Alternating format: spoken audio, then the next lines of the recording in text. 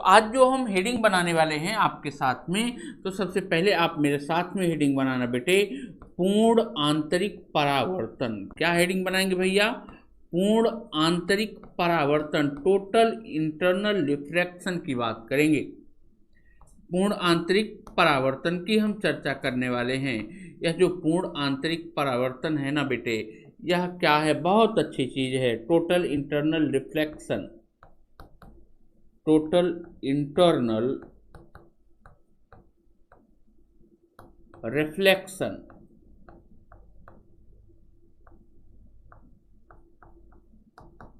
Total internal reflection की हम बात करेंगे। यह जो टोटल इंटरनल रिफ्लेक्शन है, यह होता क्या है? वास्तव में ये होता क्या है? अगर हम इसकी बात करें टोटल इंटरनल रिफ्लेक्शन की, यह टोटल इंटरनल रिफ्लेक्शन निर्भर करता है बेटा, किस पर निर्भर करता है? क्रांतिक कोण पर। अब बात आनी चाहिए, सर ये क्रांतिक कोण क्या हो गया? ये नया शब्द आपने कहाँ से इस्तेमाल किया? तो प्रकाश, ध्यान से सुनना, पूर्ण आंतरिक परावर्तन कब और कहां पर होगा? जब प्रकाश सघन माध्यम से, यानी कि हम कहें सेंसर मीडियम से, जब प्रकाश सघन माध्यम से विरल माध्यम में जाए, तभी पूर्ण आंतरिक परावर्तन संभव हो पाता है। तभी क्या होगा? पूर्ण आंतरिक परावर्तन का संभव हो पाता। यानी कि परावर्तन का मतलब यही है, जब कोई वस्तु, मैंने कहा, किसी दीवार से टकरा करके वापस आ जाए, यह तो हो गया परावर्तन। यानी कि पूर्ण आंतरिक परावर्तन क्या कहा जाए? प्रकाश की पूर्ण आंतरिक परावर्तन की हम बात कर रहे हैं। प्रकाश गया, उस दीवार से टकराया, और टकराने के बाद क्या हुआ? वापिस आ गया। अब प्रकाश का जो पूर्ण आंतरिक परावर्तन है बेटे, वह क्या है? अगर हम उसकी बात करें, ऐसा समझो कि प्रकाश जाए और दीवार से बिना टकराए हुए वापिस आ जाए, यह प्रकाश का पूर्ण आंतरिक परावर्तन होगा। क्या होगा? प्रकाश का पूर्ण आंतरिक परावर्तन होगा। जैसे आप सभी लोग जानते होंगे, जो बॉल फेंके जाते हैं, स्पिनर जो लोग होते हैं क्रिकेट खेलने वाले, जैसे कुछ लोग बॉल को घुमा करके ऐसा फेंकते हैं कि वह दीवार से बगैर टकराए ही वापिस आ जाए। ये बेटा पूर्ण आंतरिक परावर्तन है। बिना टकराए वापिस आना, पूर्ण आंतरिक परावर्तन। जैसे मान लो प्रकाश आ रही, मैंने कहा इधर नहीं, इधर घूम जाओ, प्रकाश इधर ना होकर के इधर चली जाए, यह प्रकाश का पूर्ण आंतरिक परावर्तन है। और प्रकाश का पूर्ण आंतरिक परावर्तन तभी संभव हो पाएगा जब क्रांतिक कोण क्या हो? जब क्रांतिक कोण अधिक हो, किससे? आपतित कोण से। तो इसमें नोट करेंगे एक बात, प्रकाश सघन माध्यम से विरल माध्यम में जाने पर पूर्ण आंतरिक परावर्तन संभव हो पाता है। ठीक ना? पहली इंपॉर्टेंट बात इसमें लिखनी है, जब प्रकाश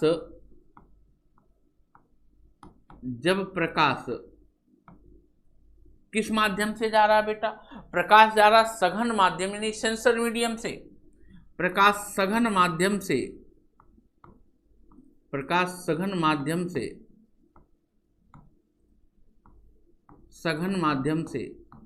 विरल माध्यम में जाता है, विरल माध्यम में जाता है,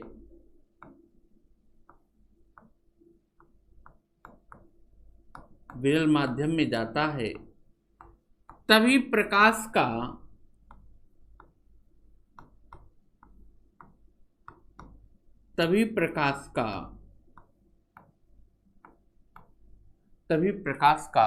पूर्ण आंतरिक परावर्तन, तभी प्रकाश का पूर्ण आंतरिक परावर्तन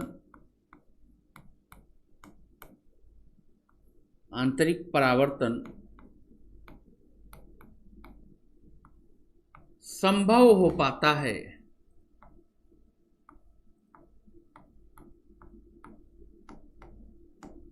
यानी कि जब प्रकाश का पूर्ण आंतरिक परावर्तन कब संभव होगा? जब प्रकाश सघन माध्यम से विरल माध्यम में जाए, पहली कंडीशन। और आपतन कोण का मान किनसे हो? क्रांतिक कोण। आपतन कोण का मान क्रांतिक कोण से अधिक हो। ध्यान से सुनना, एक और महत्वपूर्ण बात है, आपतन कोण का मान इंसिडेंट एंगल आपतन कोण का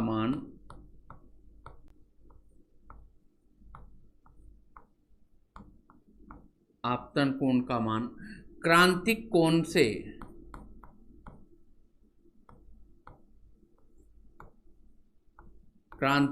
से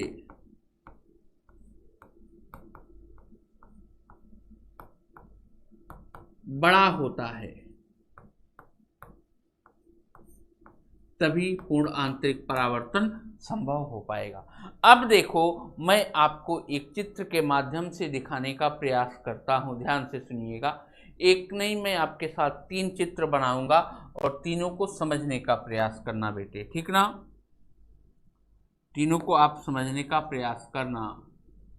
अगर इस बात को समझ गए तो आप आसानी से पूर्ण आंतरिक परावर्तन समझ पाओगे, ठीक? जैसे अगर हम पूर्ण आंतरिक परावर्तन की बात करें,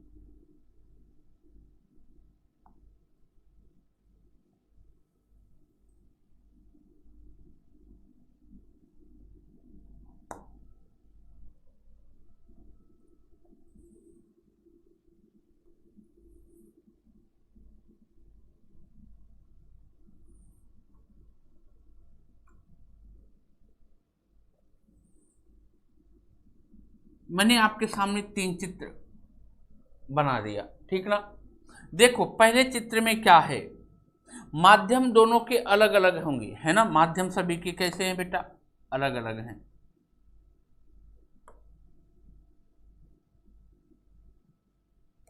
माध्यम सभी के अलग अलग होंगे।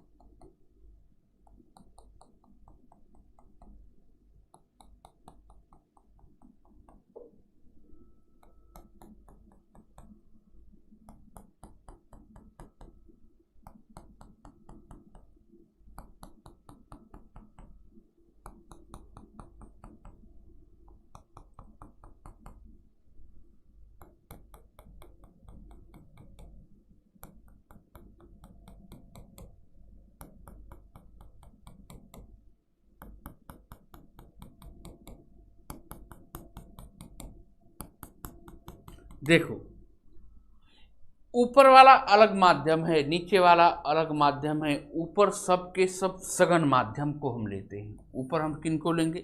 सभी के सभी को सघन माध्यम ले लेते हैं, ठीक? ऊपर ध्यान से देखो, हम सघन माध्यम लेते हैं। ऊपर हमने सघन माध्यम लिया, नीचे हमने विरल माध्यम ले लिया। इधर भी मैंने सघन माध्यम लिया, इधर भी मैंने विरल माध्यम को लिया। इधर भी मैंने सघन माध्यम लिया, इधर भी हमने विरल माध्यम को ले लिया, ठीक ना? सब जगह पर सघन और विरल माध्यम है। प्रकाश अगर आएगी, ये आपका क्या होगा भैया? ये आपका अभिलंब होता है। ये क्या होगा? तीनों में अभिलंब है। यह भी आपका अभिलंब है, लंब या अभिलंब।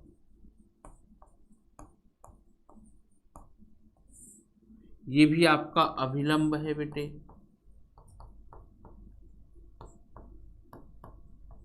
ये तीनों क्या हैं? अभिलंब है। अब देखो, प्रकाश आ रहा है। अब ध्यान से देखना, अब ध्यान से देखोगे तो आपको प्रकाश दिखाई देगा। प्रकाश सघन माध्यम से विरल माध्यम की ओर आएगा। सघन माध्यम से विरल माध्यम की ओर आ रहा है। प्रकाश किधर से किधर की ओर आया? सघन से विरल माध्यम की ओर आए तो इधर यह अभिलंब से दूर हट जाए। यह अभिलंब से दूर हट गया, यानी कि इसका कोण क्या है और इसका कोण क्या है? यह है I और यह है बेटा R। यह है I, यह है R, यानी कि R का मान क्या है? इससे ज़्यादा है, यानी कि I is equal to R। I is equal to नहीं होगा बेटे, आई छोटा है, आई छोटा है किससे, आर से, आई छोटा है किन से, आर से, तो ये आपका क्रांतिक कोण नहीं बनेगा। मैंने आपसे कहा कि जब कभी क्या हो, आई का मान बड़ा हो किससे, आर से बड़ा हो, जैसे आपतन कोण का मान आर से बड़ा हो, ध्यान से देखना ये है, और ऐसी कंडीशन में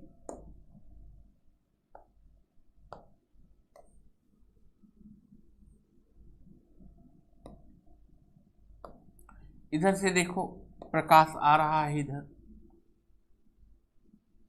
प्रकाश इधर आया।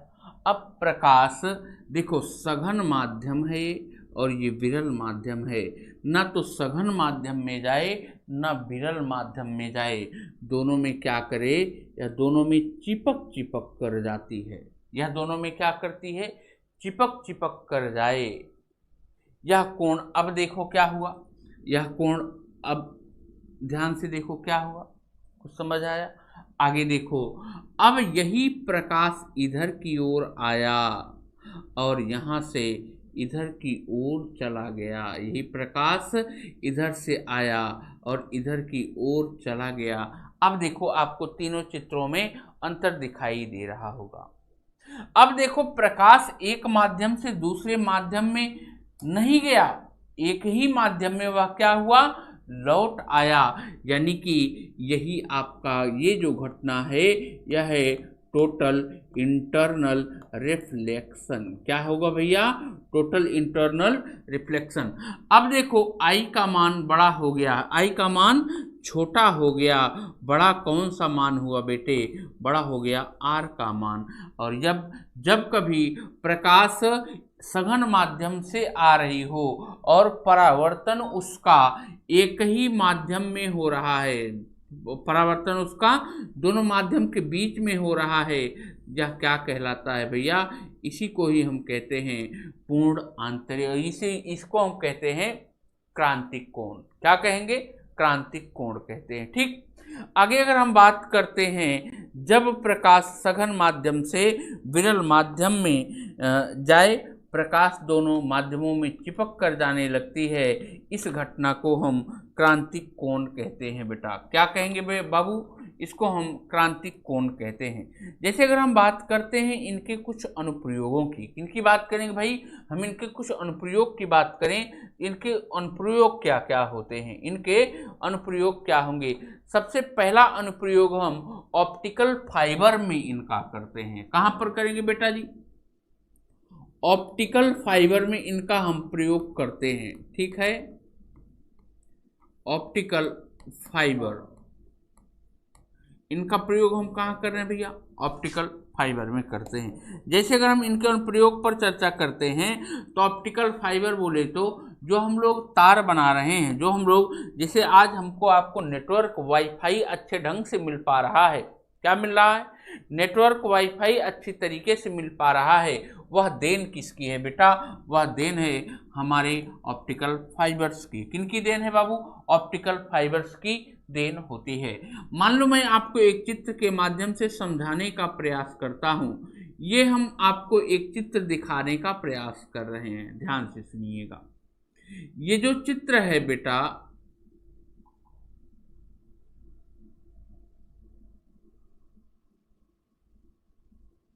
इस चित्र के माध्यम से मैं आपको दिखाऊं, एक हमने तार लिया और इस तार में जो ऑप्टिकल फाइबर में हम उपयोग करते हैं, इस तार में मैंने देखो क्या क्या लिया है। ये जो ऑप्टिकल फाइबर का उपयोग किया जाता है, जो ऑप्टिकल फाइबर्स बनाए जाते हैं, यह जो ऑप्टिकल फाइबर बनाए जाते हैं, यह कैसे बनाए जाते हैं, इनके अंदर, इन कांचों के, इन तारों के अंदर बेटा कांच भरा हुआ रहता है। क्या भरा रहता भैया, कांच भरा रहता, ठीक ना। जैसे देखो इनके अंदर क्या भरा हुआ है, कांच भरा हुआ है, एक कांच की मोटी परत है, ठीक ना।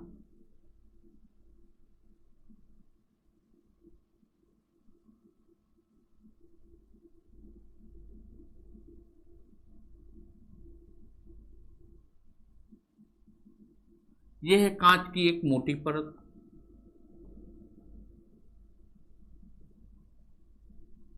अब इधर भी हम कांच ले लेते हैं कोई, और एक सघन माध्यम बना देते हैं, एक विरल माध्यम बना देते हैं।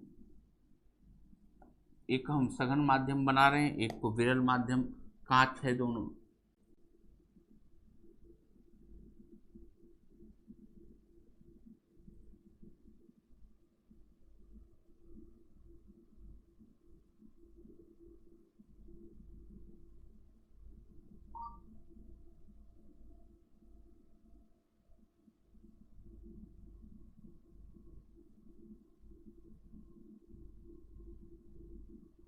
एक सघन माध्यम है,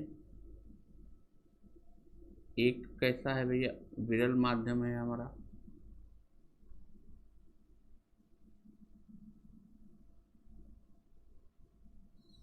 अब देखो, अब इसमें क्या किया जाएगा, जब कभी इसमें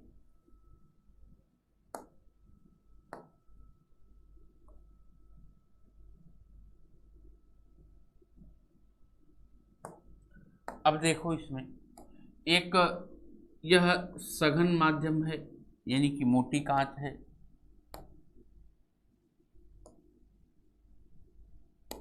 यह कौन सी है, ऊपर वाली, ऊपर वाली हो जाएगी आपकी कांच मोटी है, सघन मोटी कांच है इसमें,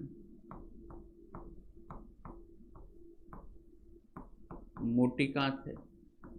माध्यम कैसा है भैया, सघन है। यह कैसी है, पतली कांच है।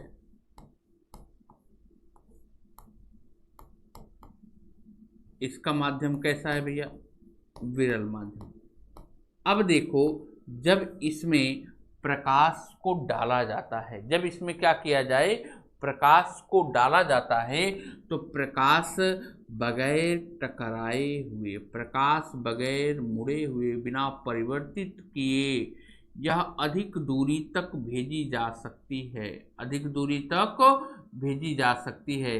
जैसे आप इसमें देख रहे होंगे, प्रकाश क्या हुआ, प्रकाश का ह्रास भी नहीं हो रहा है। यानी कि हम यह कह सकते हैं, ये जो सिग्नल बनाए जाते हैं इंटरनेट के, क्या बनाए जाते हैं बेटा, जो सिग्नल बनाए जाते हैं लंबी दूरी के सिग्नल, लंबी दूरी के जो सिग्नल होते हैं वह इसके द्वारा बनाए जा सकते हैं। अगर हम पूर्ण ऐसे पाइप का निर्माण कर लें, क्या इससे सिग्नल लंबी दूरी तक, लंबे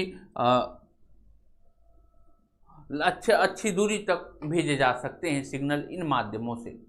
अगर हम बात करते हैं किन की, अगर हम बात करें एक ऐसी पाइप का जिसमें प्रकाश बिना परावर्तित हुए, बिना टकराए हुए अगर जाए, तो हम इस पृथ्वी से एलईडी बल्ब को ऑन करें और यहाँ से प्रकाश को हम चंद्रमा पर भेज सकते हैं, अगर हम पूर्ण आंतरिक परावर्तन में अच्छा कार्य कर पाए।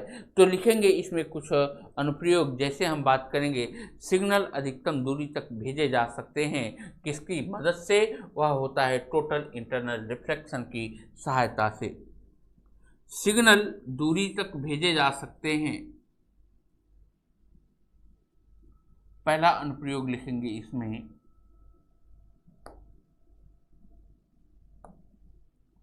पहला हम अनुप्रयोग लिखेंगे टोटल इंटरनल रिफ्लेक्शन के माध्यम से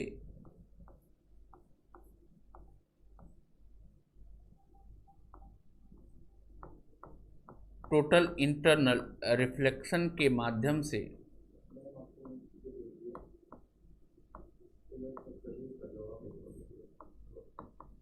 टोटल इंटरनल रिफ्लेक्शन के माध्यम से सिग्नल को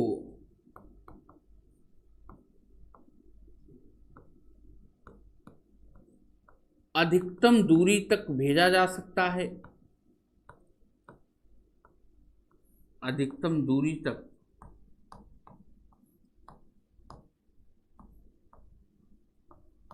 अधिकतम दूरी तक भेजा जा सकता है।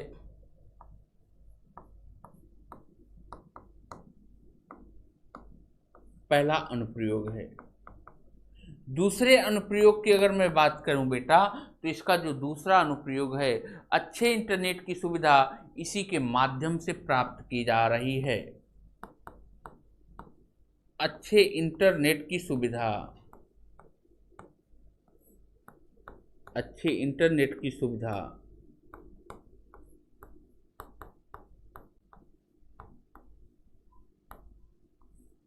इसी के माध्यम से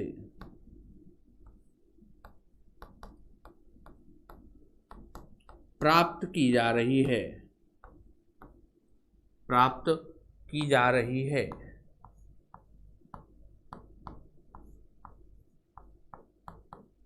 अगला अनुप्रयोग हम इसमें नोट करेंगे बेटा। अगला अनुप्रयोग क्या कहता है, अगला अनुप्रयोग क्या होगा? अगर हम अगले अनुप्रयोग की बात करें, पूर्ण आंतरिक परावर्तन से चंद्रमा पर भी हम प्रकाश को पहुंचा सकते हैं। इसके माध्यम से हम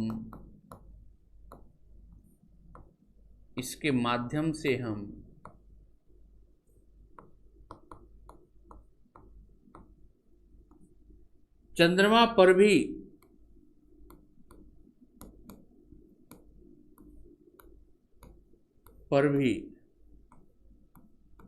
प्रकाश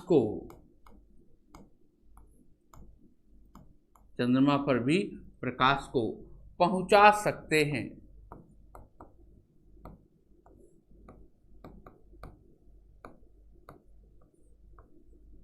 एक महत्वपूर्ण और नोट कर लेंगे, नोट ये है, इसमें डिजिटल टेक्नोलॉजी इसी पर आधारित है।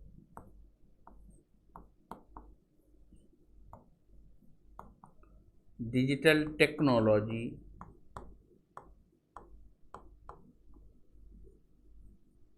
इसी पर आधारित है।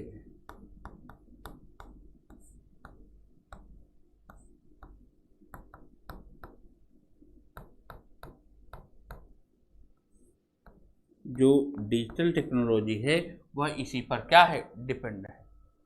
और आप और कुछ जो नॉर्मल अनुप्रयोग देखते हैं, जैसे नॉर्मल अनुप्रयोग की अगर मैं बात करूं, तो नॉर्मल अनुप्रयोगों में आप देख पाते होंगे हीरे का चमकना। हीरा सबसे ज़्यादा चमकदार होता है, हीरा सबसे ज़्यादा चमकदार होगा, और हीरे का जो क्रांतिक कोण होता है वह सबसे छोटा होगा। कैसा होगा? हीरे का क्रांतिक कोण सबसे छोटा होगा।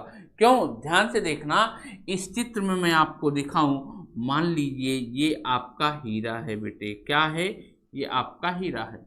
इसमें एक बार प्रकाश इंटर करने के बाद यह प्रकाश दोबारा से निकल नहीं पाता है, यहाँ जाएगा, टकराए बिना ही यह क्या करता है, एक दूसरे पर वहीं पर मूव करता रहता है, यानी कि बिना टकराए वहीं पर ऐसे घूमता रहेगा। इसलिए हीरा सबसे ज़्यादा चमकदार होता है, सबसे ज़्यादा।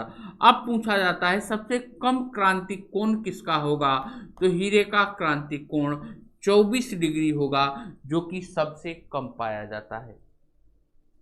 और एक अनुप्रयोग होगा बेटा इसका बढ़िया, शानदार, जबरदस्त। जैसे आपने रेगिस्तान में मरीचिका का नाम सुना होगा। क्या नाम सुने होंगे? मरीचिका का नाम सुने होंगे। मरीचिका का नाम सुने होंगे तो मरीचिका का मतलब पेड़ का उल्टा दिखाई देना।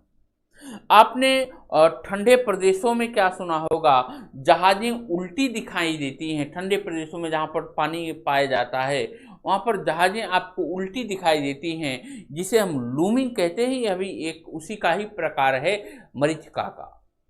जैसे आप टूटा हुआ कांच देखते होंगे कि वह अधिक चमकीला होता है। क्यों चमकीला होता है? वह होता है टोटल इंटरनल रिफ्लेक्शन के कारण से। जैसे आप देखते होंगे कि जो पानी का बुलबुला होता है, वह पानी का बुलबुला अधिक चमकीला होता है, वह भी टोटल इंटरनल रिफ्लेक्शन के कारण, यानी TIR के कारण से। यह भी जो अनुप्रयोग हैं इनको भी हम एक बार देख लेते हैं। जैसे मरीचिका की बात कर लें, समझ लें थोड़ा सा ना, इसकी बात करें, हम बात करें मरीचिका की। जैसे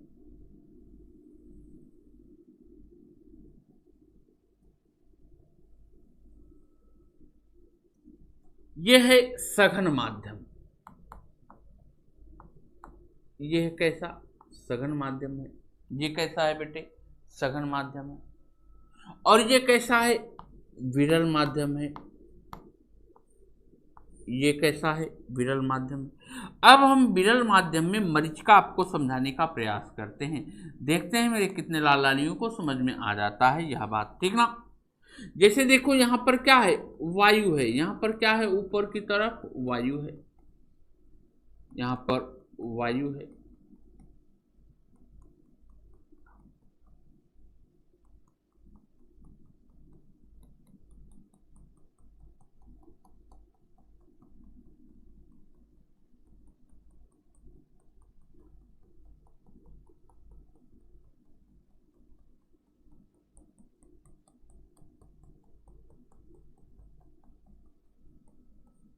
यहाँ पर क्या है भैया? वायु है। और जो ऊपर की वायु है वह बहुत ज्यादा सघन है। यहाँ अगर हम ऊपर की बात करें, यहाँ पर जो ऊपर की वायु है यह कुछ ज्यादा ही सघन है, और यहाँ की वायु कम सघन है। यहाँ की वायु कम सघन है, और यहाँ की वायु क्या है भैया? अधिक सघनता है। वायु की क्या है भैया? अधिक सघनता यहाँ पाई गई। अब देखो जो वायु आपको दिखाई दे रहा होगा, मान लीजिए आप यहाँ पर खड़े हैं। आप कहाँ हैं? यहाँ पर खड़े हैं। आप यहाँ से देखते हैं, ठीक ना। आप यहाँ पर देख रहे हैं।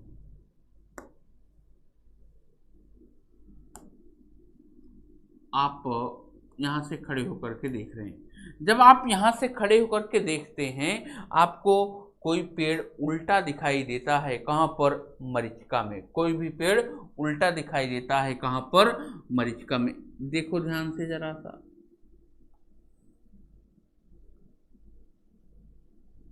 ये पेड़ है, और ये पेड़ आपको कैसा दिखाई देता है? उल्टा दिखाई देता है।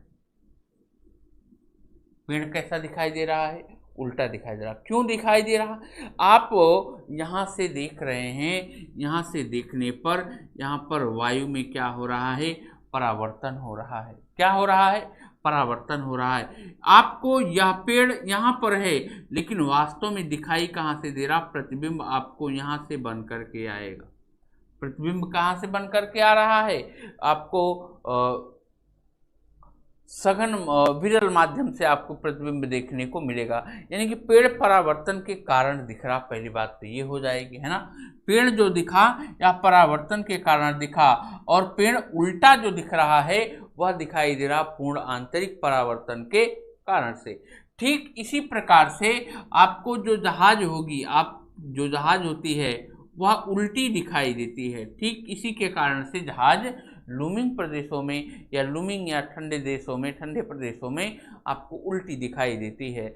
और आप एक चीज लिख लेंगे, टूटा हुआ कांच अधिक चमकीला दिखाई देता है टोटल इंटरनल रिफ्लेक्शन के कारण से। क्या? टूटा हुआ कांच, टूटा हुआ दिल की बात नहीं कर रहे बेटा, हम टूटे हुए कांच की बात कर रहे हैं। टूटा हुआ कांच, टूटा हुआ कांच अधिक चमकीला दिखाई देता है।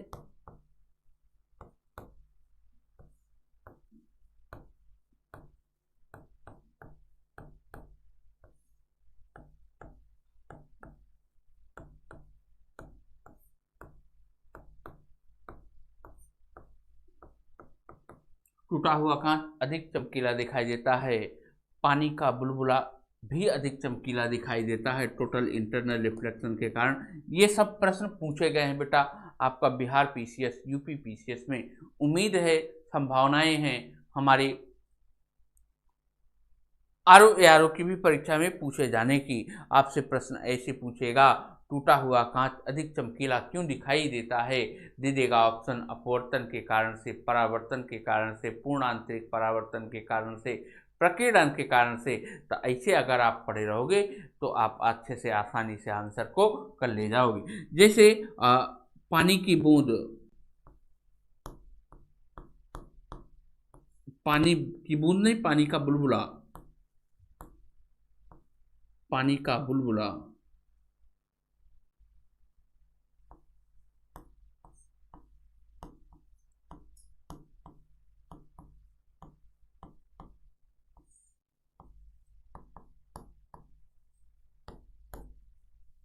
अधिक चमकीला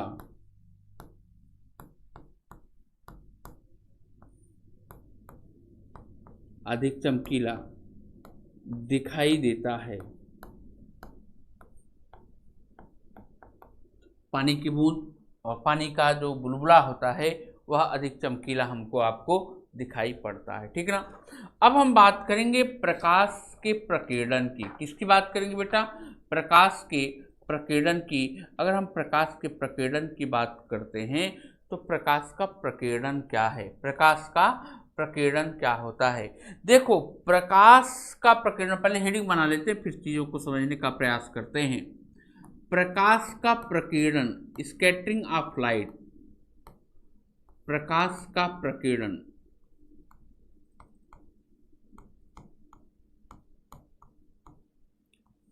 स्कैटरिंग,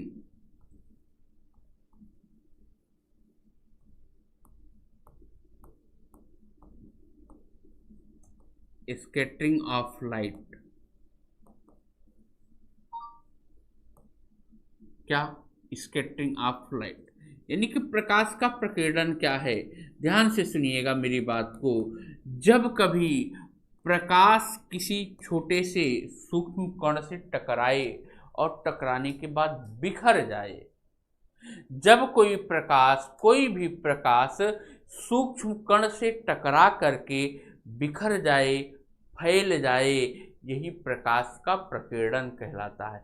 गौर करो, आप अनुभव किए होंगे, अगर आप घर में बैठे हैं, कहीं से मान लीजिए प्रकाश आ रहा है, जब प्रकाश आ रहा है आप देखेंगे वहां पर छोटे छोटे कण दिखाई देते हैं, वह स्कैटरिंग के कारण ही संभव हो पाता है। किसके कारण?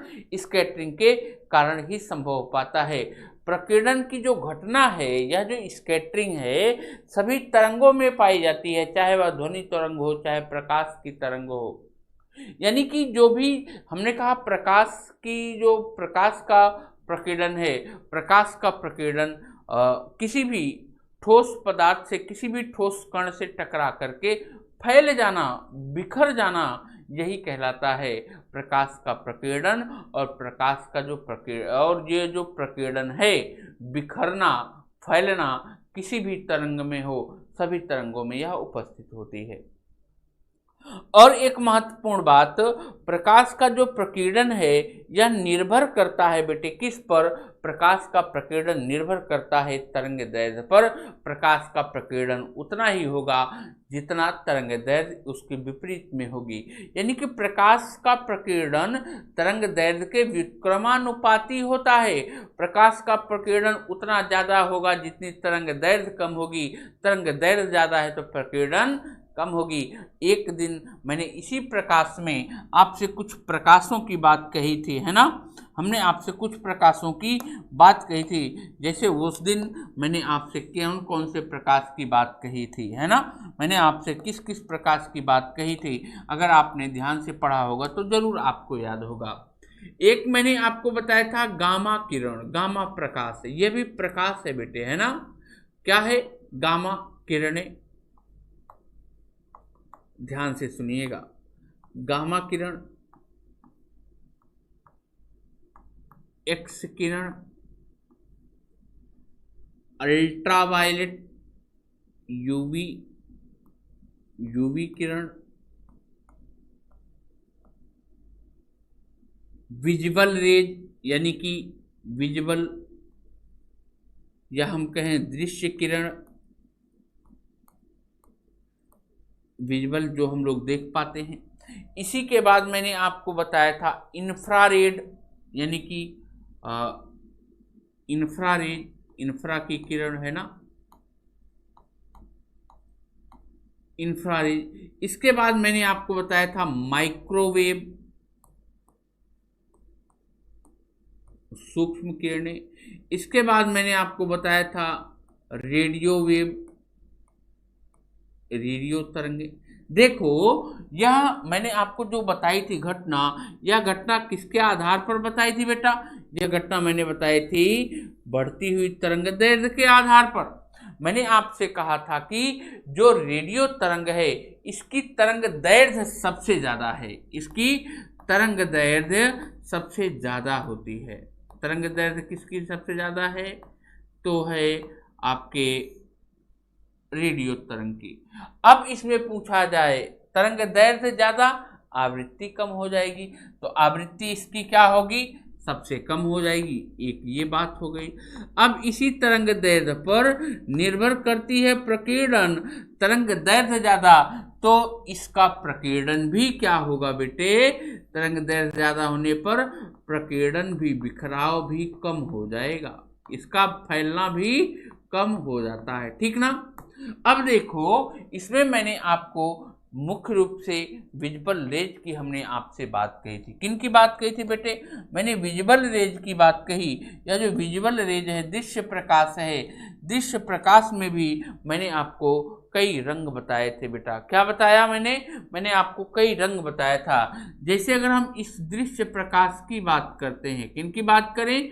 दृश्य प्रकाश की बात करें तो दृश्य प्रकाश भी आपके 7 रंग के होते हैं बेटा। कितने रंगों के? 7 रंग के होते हैं। एक को हम लोग जानते हैं बैगनी, वायलेट। दूसरा है इंडिगो, जामुनी, जामुनी। तीसरा है नीला। चौथा है हरा। पांचवा है पीला।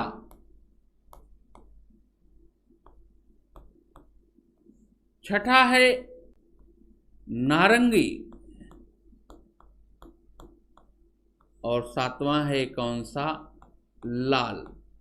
यानी कि इसे ही तो हम लोगों ने विबगोर के नाम से जाना था। और विबगोर बोले तो इसे हिंदी में बैजानी हपी नाला कहते हैं। क्या कहेंगे? बैजानी हपी नाला कहते हैं।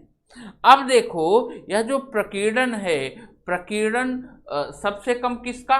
गामा किरण की। सबसे ज्यादा प्रकीर्णन किनका होगा? वह होगा गामा किरण की। सबसे कम प्रकीर्णन होता है रेडियो किरण की, रेडियो तरंग की। अब मैं अगर आगे की ओर चलूं बेटा, आगे मैं आपको बताने का प्रयास करूं तो इसमें जो लाल है उसका प्रकीर्णन सबसे कम होता है। क्यों? क्योंकि अब आप इसमें देखो, दृश्य प्रकाश में आपसे प्रश्न पूछा जाए, किसमें? अगर आपसे प्रश्न पूछे दृश्य प्रकाश में, गुरुजी किसका तरंग दैर्ध्य सबसे ज्यादा होगा? तो तरंग दैर्ध्य सबसे ज्यादा होता है, मैंने आपको कल ही परसों बताया था, 7800 एंगस्ट्रॉम की तरंग दैर्ध्य होती है लाल की, 7800। और 3800 एंगस्ट्रॉम की तरंग दैर्ध्य किनकी होती है? वो होती है बैगनी की। किसकी होगी बेटा? बैगनी की होगी। तरंग दैर्ध्य इसकी ज्यादा है तो इसका प्रकीर्णन भी सबसे कम हो जाएगा। तरंग दैर्ध्य किसकी ज्यादा? लाल की। प्रकीर्णन सबसे कम किसका? लाल की। समझ गए ना? इसीलिए क्या किया जाता है, इसीलिए लंबी दूरी के जो सिग्नल होते हैं वह लाल रंग के बनाए जाते हैं, इनका बिखराव नहीं होता है। ट्रेनों में देखे हो कि नहीं, लाल रंग का सिग्नल लंबी दूरी के लिए बनाया जाता है ताकि वह लंबी दूरी से भी दिखाई दे, क्योंकि इसका प्रकीर्णन नहीं हो पाता, यह फैल नहीं पाएगी। तो ध्यान से सुनना, इस मेरे लाल में लाल क्या लिखना है? लाल में मेरे लाल लिखना है, लाल का प्रकीर्णन सबसे कम होता है। लाल का प्रकीर्णन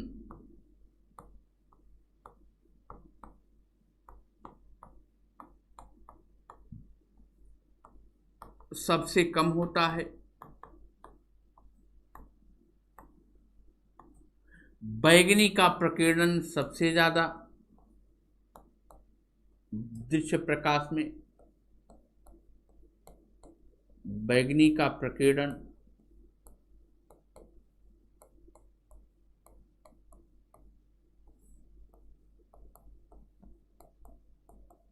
सबसे ज्यादा। बैगनी का प्रकीर्णन क्या हुआ बेटा? सबसे ज्यादा हो गया। और खतरे के संकेत को हम किस रंग से प्रदर्शित करते हैं, डिनोट करते हैं? वह रंग होता है भैया कौन सा? वह रंग होता है हमारा लाल रंग का। दूरी के सिग्नल एम्बुलेंस या पुलिस का जो सिग्नल होता है हमेशा लाल रंग के ही बनाए जाते हैं। दूरी का सिग्नल, दूरी का सिग्नल भी किससे? दूरी का सिग्नल भी लाल रंग का। एम्बुलेंस का, एम्बुलेंस में भी हम रेड कलर का प्रयोग करते हैं। और पुलिस का जो होता है वो भी कलर में हम रेड का ही प्रयोग करते हैं, अधिकतर रेड का ही हम प्रयोग कर पाते हैं। तो ये हुए इनके कुछ विशेष प्रकार के अनुप्रयोग। और आप देखते होंगे, और आप एक चीज देखते होंगे, जैसे जब सूर्योदय होता है, सन का उदय होता है, उदय होने पर आपको जो सूर्य की प्रकाश है, क्या सूर्य का जो प्रकाश है वह सूर्योदय और सूर्यास्त के समय, कब बेटा जी? सूर्योदय और सूर्यास्त के समय सूर्य का रंग लाल दिखाई देता है। उसका कारण है, उसका कारण ये है कि 7 प्रकाश में से सबसे अधिक तरंग दैर्घ्य किसकी है? सबसे अधिक तरंग दैर्घ्य किसकी हो जाएगी? लाल की होगी। लाल की है तो सबसे कम प्रकीर्णन किसका होगा? इसी का होगा। इसीलिए सूर्य सुबह के समय और शाम के समय कैसा दिखाई देता? हमको लाल दिखाई देता है। बाकी के 7 रंगों का, बैगनी, जामुनी, नीला, हरा, पीला, नारंगी, सबका प्रकीर्णन हो जाता है। इसीलिए सूर्य सुबह भी और शाम को भी हमें लाल रंग का दिखाई देता है। और एक चीज ध्यान से सुनना, अंतरिक्ष से देखने पर आकाश हमें काला दिखाई देता है, क्योंकि अंतरिक्ष में वायुमंडल की अनुपस्थिति है। अंतरिक्ष में किन की अनुपस्थिति है? वायुमंडल की अनुपस्थिति है। या अनुप्रयोग भी नोट करेंगे, परीक्षा में तुम्हारे पूछा जा सकता है मेरे लाल। क्या पूछा जा सकता है? पूछा ये जा सकता है कि सूर्योदय, सूर्योदय और सूर्यास्त के समय, सूर्योदय और सूर्यास्त के समय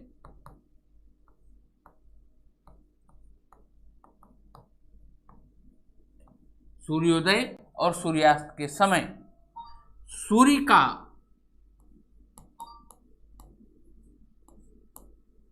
सूर्य का लाल दिखाई देना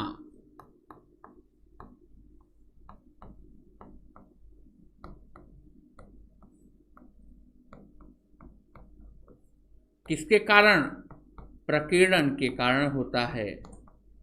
क्यों? क्योंकि बाकी रंगों का क्या होता है? प्रकीर्णन हो जाता है, बाकी रंग बिखर जाते हैं, लेकिन रंग, लाल रंग अपना रंग को बिखेरता नहीं है, मूल रंग में ही बना रहता है। जैसे हमने बात की किसकी? अंतरिक्ष से। अंतरिक्ष से सूर्य में काला दिखाई देता है। अंतरिक्ष से आकाश, या हम कहें चंद्रमा से आकाश,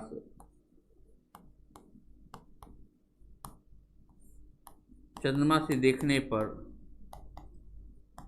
चंद्रमा से देखने पर आकाश काला दिखाई देता है।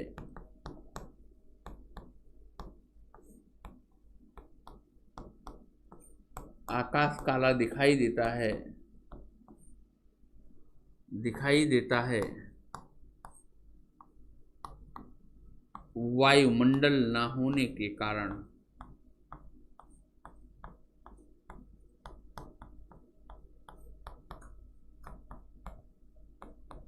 वायुमंडल के ना होने के कारण, ये भी आपकी परीक्षा में पूछा जा सकता है। तो चलिए, और आज हम यहीं पर अपनी बात को समाप्त करते हैं। चलिए एक टॉपिक और है इसी में एक हेडिंग, उसको भी पढ़ लेते हैं। जैसे आपने नाम सुना होगा प्रकाश का वर्ण विक्षेपण, डिस्पर्सन ऑफ लाइट। प्रकाश का वर्ण विक्षेपण क्या है, यह भी एक प्रश्न बनाया जाता है। क्या है प्रकाश का वर्ण विक्षेपण?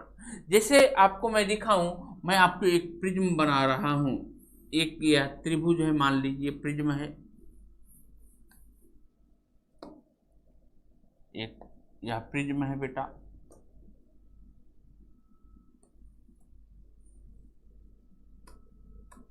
यह एक प्रिज्म है। इस प्रिज्म से जब भी कभी किसी प्रकाश को गुजारा जाए, जब कभी किसी प्रकाश को, किसी प्रिज्म से प्रकाश को गुजारा जाए, किसको? दृश्य प्रकाश को गुजारा जाए, यह दृश्य प्रकाश क्या करता है?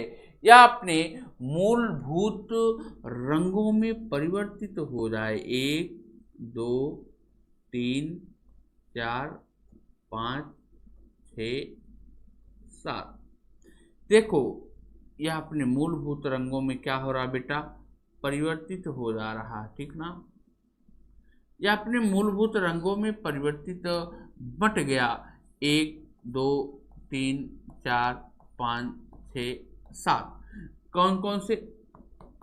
बैगनी, जामुनी, नीला, हरा, पीला, नारंगी और कौन सा है?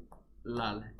देखो जब हमने किसी प्रकाश को एक प्रिज्म से गुजारा, जब मैंने दृश्य प्रकाश को एक प्रिज्म से गुजारा, यही जब दृश्य प्रकाश प्रिज्म से गुजरता है तो यह अपने मूलभूत रंगों में विभक्त हो जाता है। मूलभूत रंग में विभक्त हुआ।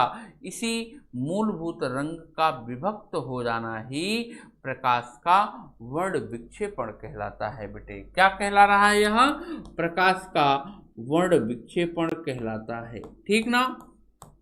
प्रकाश का वर्ण विक्षेपण कहलाता है। हमने प्रकाश को आज समाप्त किया। अब आपको किसी भी प्रकार का कोई भी डाउट हो तो आप व्हाट्सएप पर मैसेज कर दीजिएगा, उन सभी डाउट्स को क्लियर कराया जाएगा। आपके जितने भी दुख होंगे उन दुखों को सॉल्व कराया जाएगा, ठीक ना? तो बस आज इतना ही। आज की क्लास को हम यहीं पर समाप्त करेंगे। आज की क्लास को यहीं पर समाप्त किया जाएगा। अब हमारी आपकी मुलाकात एक नेक्स्ट टॉपिक के साथ, अच्छे टॉपिक के साथ होगी। तब तक के लिए bye bye, take care, thank you.